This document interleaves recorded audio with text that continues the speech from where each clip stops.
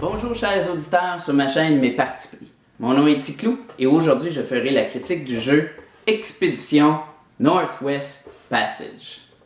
Donc un jeu développé en 2010 par le designer canadien Yves Tourigny pour des 2 à 4 joueurs, 14 ans et plus, qui se joue en 60 minutes. Du moins c'est ce qui est indiqué sur la boîte. Personnellement, je dirais plus 90 minutes. C'est un jeu d'exploration dans lequel nous sommes introduits aux mécaniques de placement de tuiles et d'allocation de points d'action. Donc, petite prélude avant de vous expliquer le jeu. En 1845, Sir John Franklin, qui est un navigateur célèbre pour la Royal Navy, entamait une troisième mission ou expédition dans le passage du Nord-Ouest afin d'y découvrir la dernière portion. Il emmena avec lui 2 bateaux des plus technologiquement avancés de l'époque, 128 hommes ainsi que 3 ans de vivres.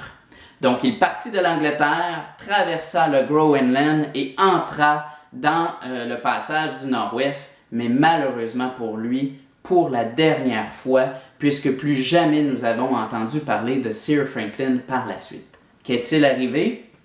Alors c'est là que nous amène le jeu. Quelques années plus tard, nous, les joueurs, sommes des navigateurs qui iront naviguer dans les eaux arctiques, dans le passage territoire du Nord-Ouest, afin d'y découvrir des indices et des artefacts qui pourront nous expliquer ce qui est arrivé à l'expédition de Franklin et qui sait peut-être même terminer ce qu'il avait déjà commencé quelques années auparavant et trouver la fin du passage.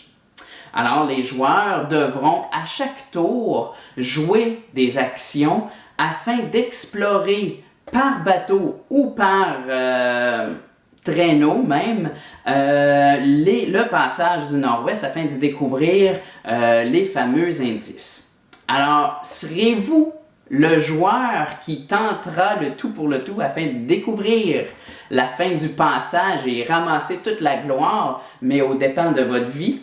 Ou vous serez celui qui naviguerait tout sécuritairement dans les eaux afin de collecter les indices et tenter de se faufiler vers la victoire.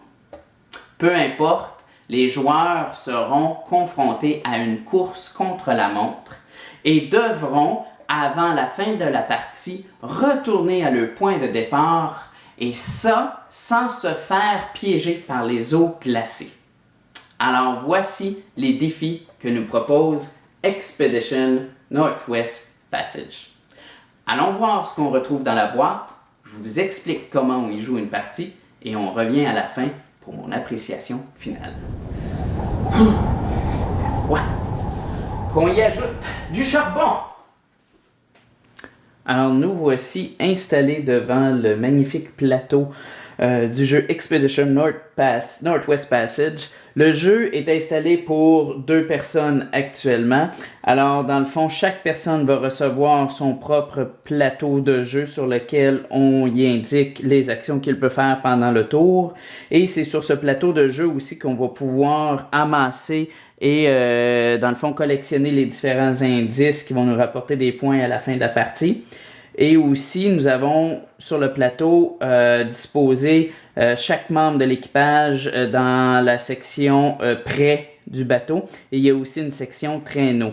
Lorsque les membres d'équipage seront dépensés pour les différentes actions, ils iront dans la section épuisée. Même chose s'il y a des membres de l'équipage dans le traîneau, lorsqu'ils seront utilisés, ils iront dans la section épuisée. Alors, on a 7 membres d'équipage prêts déjà en début de partie pour chaque joueur. Chaque joueur va avoir pigé une tuile au départ. Sur le plateau, les bateaux de chaque joueur vont être placés au Groenland. Donc ça, c'est le point de départ de la partie. Et puis, il y a des tuiles ici que les joueurs vont pouvoir choisir en cours de partie. On a les tuiles larges et les plus petites tuiles. Et on a le plateau qui est divisé en 3 sections. C'est très important parce que on a x1, x2, x3.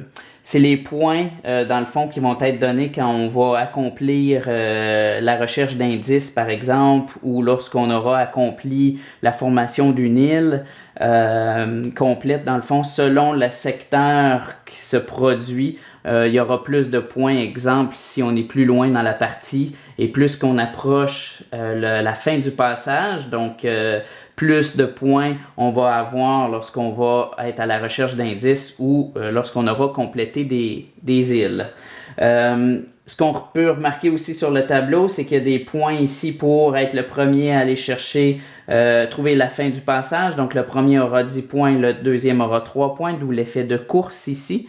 Et bien sûr, comme je vous ai dit à la fin, ça va être important de revenir à notre point de départ avant la fin de la partie, afin aussi de pouvoir aller chercher le 6 points de disponible et ne pas être pris dans les eaux glacées. Alors, bien sûr qu'à 4 joueurs, à 3 et à 4 joueurs, il y aura plus de points aussi de disponibles.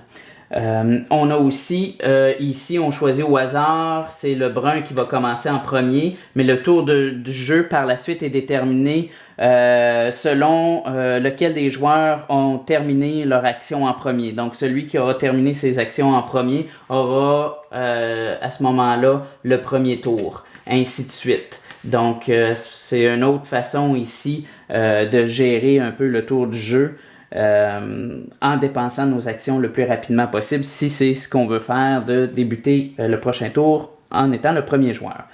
Donc, le jeu consiste en 10 rondes. Donc, ici, c'est le marqueur des 10 rondes. Donc, le marqueur doit faire le tour une première fois ici de tout le plateau et revenir ici à la fin, ce qui fait 10 rondes. Ce qui est important avec le marqueur, c'est que c'est très intéressant, c'est que c'est aussi le marqueur qui va déterminer quelle partie du jeu devient glacée et quelle partie est navigable dans les eaux. Donc tout ce qui est au-dessus du bleu de la ligne de démarcation, donc tout ce qui est ici, la dernière ligne du fond ici présentement, est glacé, donc ne pourra pas être navigable par les bateaux.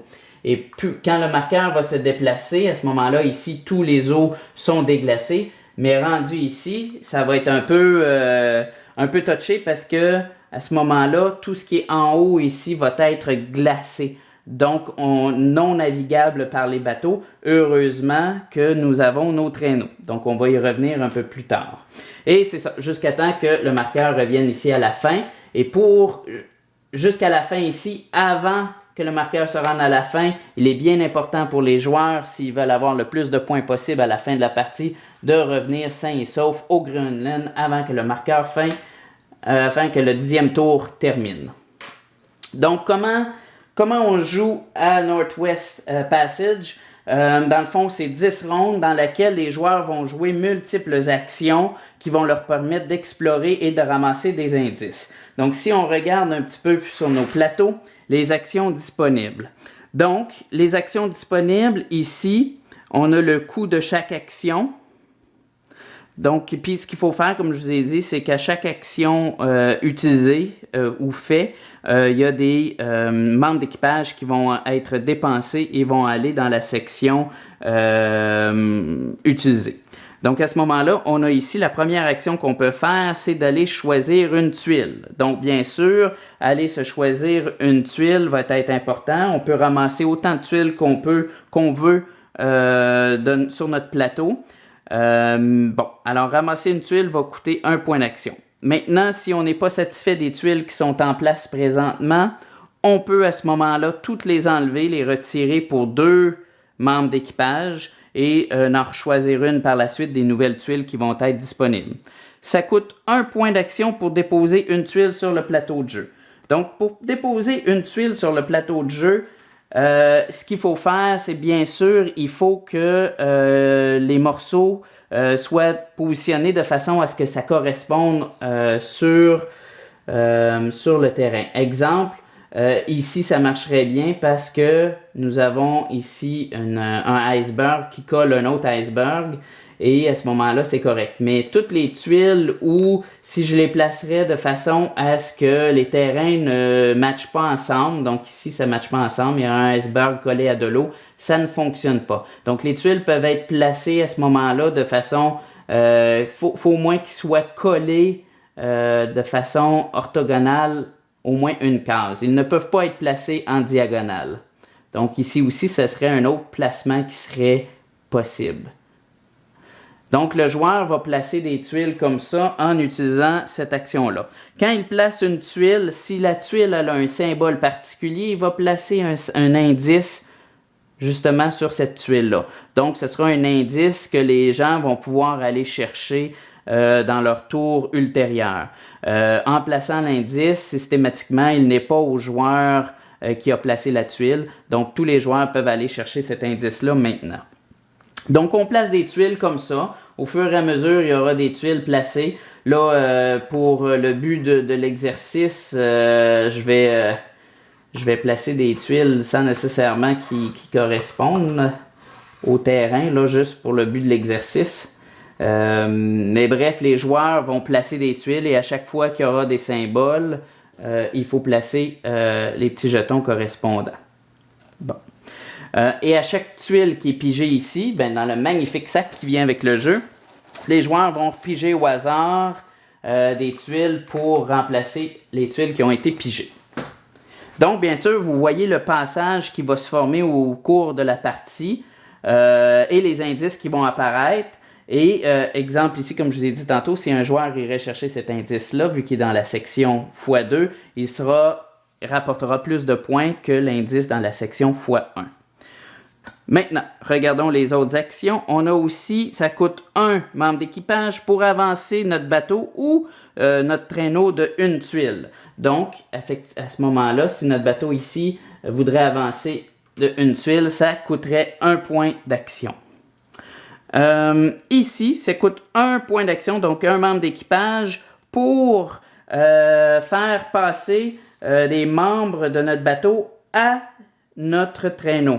Fait que là, à ce moment-là, pour un équipage, on dépense un équipage, donc il y a un équipage qui va dans la section dépenser, et à ce moment-là, on détermine combien d'équipages vont aller dans le traîneau. Alors, si ici, on décide que c'est 3 membres d'équipage dans le traîneau, à ce moment-là, le traîneau, on va le placer maintenant sur le plateau de jeu. Donc, à ce moment-là, si, exemple, le bateau blanc était ici et décide de faire l'action à ce moment-là, de déplacer des membres d'équipage dans le traîneau, il doit mettre le traîneau sur une section qui est glacée, donc sur un iceberg. Et le traîneau, à ce moment-là, pourra lui aussi, les membres d'équipage du traîneau, pourront maintenant être dépensés pour faire avancer le traîneau, mais le traîneau, par contre, pourra avancer seulement sur les endroits qui sont glacés. Donc ici, il pourrait passer d'une tuile à celle-là, parce qu'elles sont connectées, l'iceberg est connecté, et il pourrait aller chercher à ce moment-là l'indice du petit Esquimau. Mais ils ne pourront pas se déplacer sur une tuile où il y a de l'eau. Donc, ils doivent rester sur la terre, sur la glace. Et maintenant ici, ça coûte 3 points d'action, donc 3 membres d'équipage dépensés pour aller chercher justement un des 2 indices suivants. Donc, l'indice de Franklin ou de navigation. Donc, ici, c'est un indice de navigation, effectivement. Donc, si on irait ici, on dépenserait 1 point d'action pour aller chercher l'indice. Et ça coûte 3 points d'action en temps normal pour aller chercher l'indice. Et 2 points d'action pour aller chercher les indices d'Inuit. Et on appelle ça des cairns. C'est des genres d'amas de pierre sous lequel souvent on enterre les gens dans le pôle Nord. Donc, ce qui est important à se rappeler aussi, c'est une règle très importante, c'est que le joueur peut jouer plusieurs actions lors d'un tour, mais chaque action qu'il va jouer de plus va lui coûter un membre d'équipage de plus. C'est-à-dire, si on est ici, et que le brun veut se déplacer d'une case. Donc, on disait que pour se déplacer d'une case, c'est 1 point d'action. Donc, 1 point d'action, un membre d'équipage qui va être dépensé. Par contre, il veut aussi aller ramasser l'indice, le premier, parce que lui, il décide que c'est sa stratégie de ramasser les indices. Alors, il doit habituellement dépenser 3 points, 3 membres d'équipage, mais vu que c'est son deuxième action qu'il décide de faire d'affilée dans son tour, ça va maintenant lui en coûter 4. Et ainsi de suite. S'il décide de faire une troisième action, c'est aussi un point de plus, mais c'est pas, ils s'accumuleront pas. C'est-à-dire que s'il veut par la suite redéposer une tuile, il sera pas rendu à 3 points d'action à dépenser, mais encore là, juste plus 1, donc 2 points d'action à dépenser. Le joueur, lorsqu'il a terminé une ou des actions, va dire « C'est beau, j'ai terminé mon tour » et le tour va aller au suivant. Et ainsi de suite, jusqu'à temps que les joueurs aient tout le membre d'équipage dépensé. À ce moment-là, il termine. Et là, si c'est le brun à ce moment-là, ici, le brun revient premier. C'est le premier à avoir dépensé ses actions. Donc, au prochain tour, sera le premier joueur. Ou un joueur peut lui rester des joueurs des membres d'équipage qui ne sont pas utilisés et décider tout simplement de passer. À ce moment-là, il va remettre tous ses membres d'équipage prêts pour le prochain tour et son tour à lui, le round pour lui est terminé. Donc, il va être le premier joueur pour le prochain tour. Alors, quelques spécificités maintenant avant d'aller à mon appréciation finale. Il y aura durant la partie des moments où les points vont augmenter pour les joueurs. Notamment lorsqu'on va collectionner, lorsqu'on va amasser les indices et lorsqu'on va compléter des îles. Donc, pour ramasser les indices, à chaque fois qu'on ramasse un indice, le joueur va venir le déposer sur son plateau et va prendre le nombre de points correspondants. Donc, ici, on a un indice de navigation. On regarde pour mon indice de navigation. Il était dans la section 1, donc la section 1 va rapporter 1 point. S'il était ramassé dans la section 3, il aurait valu 3 points. Alors, chaque joueur qui ramasse des indices vont faire cet exercice-là. Ça va augmenter au niveau ici des points de chaque joueur. Et aussi, lorsqu'un joueur va compléter une île, il va y avoir des points. Compléter une île, ici on avait un bon exemple, c'est en plaçant cette tuile-là ici, j'ai fermé une île complète.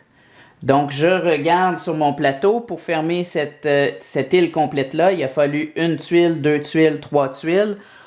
Alors, on regarde ici.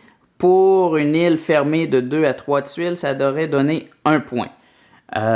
Pour une île qui serait fermée à l'aide de 5 tuiles, si le joueur pose la 5e tuile qui ferme l'île, ça lui aurait donné, exemple ici, 3 points.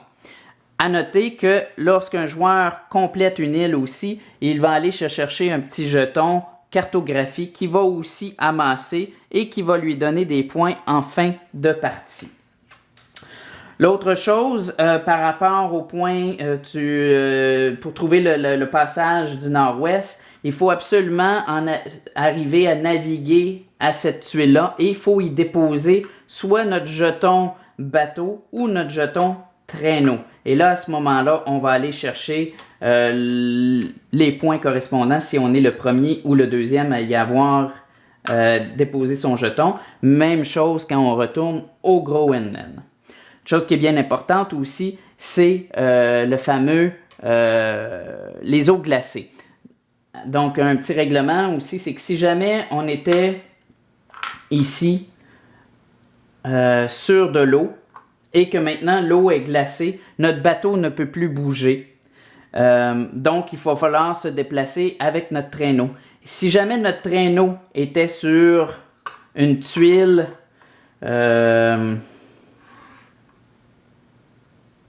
était sur une tuile, mettons, où il y avait de l'eau. Mettons, je prends cette tuile-là ici. Il y a de l'eau. La tuile ne correspond pas, mais c'est pas grave. C'est juste pour un exemple. Il y a de l'eau. Mais par contre, le bateau, le traîneau peut naviguer présentement, peut se déplacer parce que tout est gelé. C'est considéré comme de la glace. Donc, il n'y a pas de problème. Mais faire attention, puisque lorsque le jeton va revenir ici, si le traîneau est encore sur une tuile qui a de l'eau, à ce moment-là, le traîneau est perdu ainsi que tous les membres d'équipage qui étaient sur le traîneau. Et ça va donner des points négatifs, ça va enlever des points à la fin de la partie. La partie se termine à la fin du 10e round et on va à ce moment-là calculer le pointage final. Le pointage final, on va vérifier pour chaque indice qui est le joueur qui en a plus. Donc, Qui est le joueur qui a le plus d'indices de navigation va rapporter 11 points, le second 5 et le troisième 2 points, ainsi de suite. Et on va aussi soustraire, on va additionner à ça les points si on a découvert les passages et si on est rendu le premier au Groenland. Et on va soustraire à cela les membres d'équipage, donc 2 points pour chaque membre d'équipage que nous aurons perdu lors de l'exploration, notamment dans l'exemple que je vous ai donné précédemment. L'explorateur qui a le plus de points est couronné vainqueur et a toute la gloire avec lui en Angleterre. Alors maintenant, allons à mon appréciation finale. Expédition Northwest Passage, un jeu que j'aime vraiment beaucoup pour multiples raisons. Premièrement, au niveau esthétique, artistique, le design du plateau, ça nous plonge vraiment dans la thématique de l'exploration navale. Tout est bien réussi, des belles pièces en bois, ça va. Il y a une chose peut-être que j'aime un peu moins, que je trouve tannant, c'est les petites pièces d'indices. Ce sont de tout petits morceaux qui sont difficiles à ramasser, qu'on peut échapper un peu partout. Donc je pense qu'il y aurait peut-être eu quelque chose à faire à ce niveau-là pour peut-être grossir les petits morceaux. Mais bon, c'est mon seul point négatif par rapport aux composantes. Par rapport au jeu, premièrement, c'est un jeu qui se joue très bien, aussi bien à tous les nombres de joueurs, donc de 2 joueurs à 4 joueurs. Par contre, le jeu va changer de façon quand même considérable. À 2 joueurs, bien sûr, il y aura moins d'exploration, moins de tuiles de mis en jeu qu'à 4 joueurs. Donc, à ce moment-là, d'aller chercher la fin du passage va être un peu plus difficile. À 2 joueurs, je crois qu'on va se concentrer plus sur la course pour les indices. Alors qu'à 4 joueurs, il va y avoir plus de possibilités à aller chercher la fin du passage. Ça va changer aussi par rapport aux tuiles qu'on va piger. À 2 joueurs, on va aller plus vers les tuiles qui nous amènent des indices, vu que c'est plus une course aux indices. Alors qu'à 4 joueurs, ça va être des tuiles qui vont nous permettre de naviguer plus facilement vers la fin du passage pour avoir la chance d'aller chercher les points. C'est un jeu qui aussi, au degré confrontation, au degré interaction avec les adversaires, pour moi, c'est bien équilibré. C'est un jeu de course. Alors, bien sûr, on veut être le premier à aller chercher les indices, on veut être le premier à aller explorer la fin du passage. Alors, il y aura quand même une certaine agressivité envers nos adversaires, mais surtout par le choix des tuiles. Donc, peut-être qu'on va aller chercher des tuiles qu'on sait que l'adversaire est intéressé. On peut aller les chercher pour le bloquer. Autre chose aussi, c'est que si on est tout près l'un de l'autre, un joueur peut jouer une tuile à ce moment-là pour bloquer le chemin de son adversaire. Donc, pour moi, c'est un degré d'agressivité là, qui est convenable et qui est parfait pour ce type de jeu. La mécanique de la glace, la mécanique de l'ère glaciale, des périodes glaciales, très intéressante comme mécanique. Ça l'amène une gestion de risque de plus dans le jeu. Donc, il faut savoir, bon, est-ce que quand c'est gelé, est-ce que je me déplace, mon bateau il peut être pris, je me déplace en traîneau, peut-être que je vais réussir à aller chercher la fin du passage en traîneau, mais il faut que je fasse attention parce que quand ça va dégeler, à ce moment-là, il y a le risque que je perde tous mes équipages, il faut que je revienne à mon bateau à temps, donc c'est vraiment une gestion de risque de plus qui est très intéressante.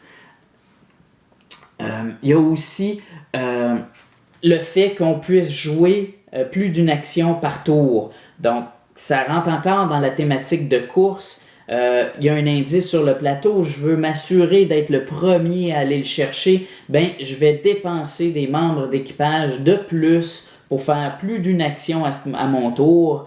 Malheureusement, je pourrais peut-être faire moins d'actions que mon adversaire, mais je m'organise quand même pour être le premier à aller chercher l'indice. Donc, ça rend une autre mécanique qui intègre très bien le jeu puis la thématique de course qu'il y a dans le jeu.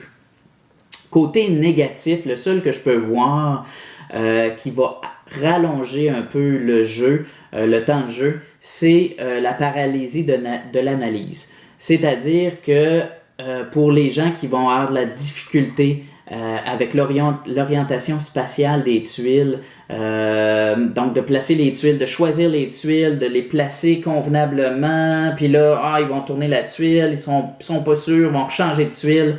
Donc ça, ça peut être vraiment difficile là, pour certains joueurs d'orienter les tuiles et ça va amener un downtime au jeu, mais c'est le seul point négatif que j'ai pu voir à date en jouant à Northwest Passage.